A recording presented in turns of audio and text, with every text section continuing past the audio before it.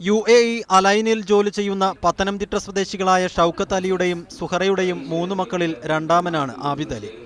ദാറുൽ ഹുദ Islamic സ്കൂളിൽ school പഠനം പൂർത്തിയാക്കിയ ആബിദ് ഗൾഫിൽ എഞ്ചിനീയറിംഗിന് ചേർന്നു. എന്നാൽ മെഡിസിൻ പഠിക്കണമെന്ന അതിയായ ആഗ്രഹമാണ് ആബിദിനെ നാട്ടിലേക്ക് എത്തിച്ചത്. എൻട്രൻസിന്റെ സമയം കഴിഞ്ഞതിനാൽ കഴിഞ്ഞ തവണ പരീക്ഷ എഴുതാൻ സാധിച്ചില്ല. തുടർന്നാണ് ഇത്തവണ പരീക്ഷ എഴുതിയത്. മികച്ച വിജയം പ്രതീക്ഷിച്ച ആബിദിന് അതുകൊണ്ടുതന്നെ 3ാം റാങ്കിൽ തൃപ്തനാണ്.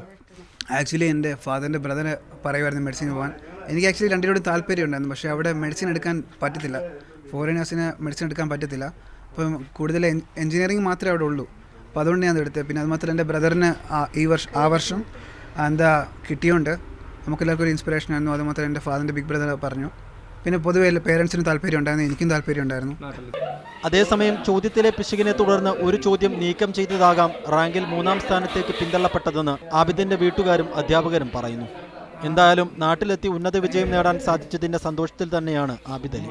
മീഡിയ 1 പത്തനംതിട്ട.